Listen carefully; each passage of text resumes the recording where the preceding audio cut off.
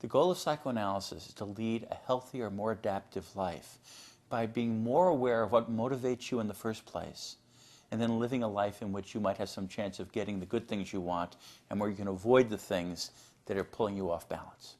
It's a big opportunity, really, for a person to rework the way they operate, to rework the way they relate to their feelings, the way they relate to their own history. The individual freedom and the deep internal transformations that can lead to really living a successful life. That's what psychoanalysis is all about. Psychoanalysis as a term refers really to three different aspects of what we do. Psychoanalysis is a theory about the human mind and about mental life. The theory, in a nutshell, is that a lot of important things in our lives are determined at a level of our living that's unconscious to us.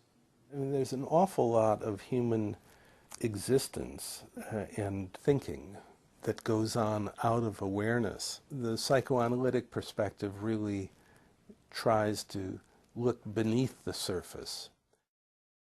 Most people think about the psychoanalytic psychotherapy or psychoanalysis per se, which is a therapeutic process where one individual who's trained to listen in a special way to another individual tries to bring together and understand these injuries, restrictions,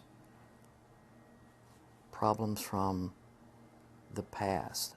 And generally, over time, you get to piece together what their life story has been and bring into consciousness, really, some of the conflicts that have plagued them.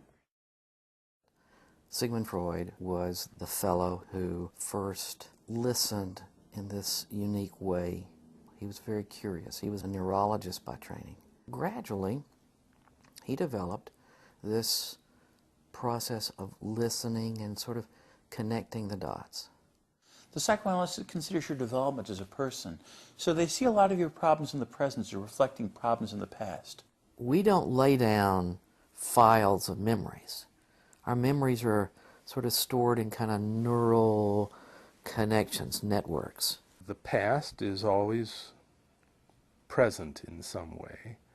A dream is very important. Freud called dreams the royal road to the unconscious.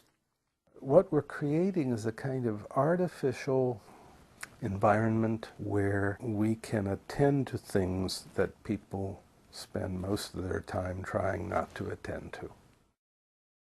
Freud grew tired of people sort of looking at him. And he suggested, well, why don't you just lie down? So he eventually came up with this technique using the couch and having the person free associate. And it actually makes sense. I know it seems very awkward and maybe very 19th century, but from my own experience being a patient on the couch as well as being on the other, in the other chair, there's something really that frees you up by not having to make eye contact with another person while you're saying very intimate things. Psychoanalysts are, if you will, experts on human development and human behavior. But our job is not to lecture to the patient. Our job is to help the patient become an expert on their own behavior, an expert in listening to themselves. My relationship with my patient is the most important thing. It's the vehicle, really, for anything good that's going to happen. It provides a second chance to the patient. I provide a relationship which is stable, respectful, where they have my undivided attention. And then I am, skilled at helping them understand what stands in their way. This isn't like other conversations, and that it's not about you and the other person. It's about you and you. And the other person's job is to help you have this conversation with yourself about yourself. Their job is when you kind of get stuck in that conversation, they kind of help you along. We value the individuality. We know that if we're really going to help this person We have to learn about this person.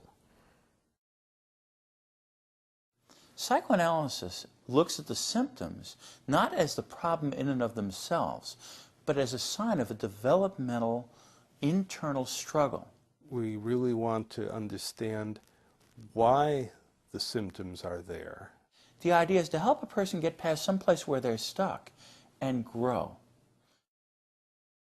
The third aspect of psychoanalysis, along with the theory and the practice, a form of psychotherapy, is a form of research.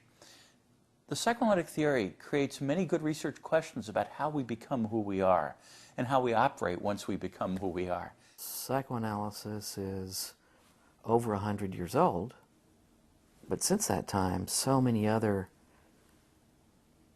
clinicians, investigators of the mind, have discovered additional ways to understand and help people feel freer.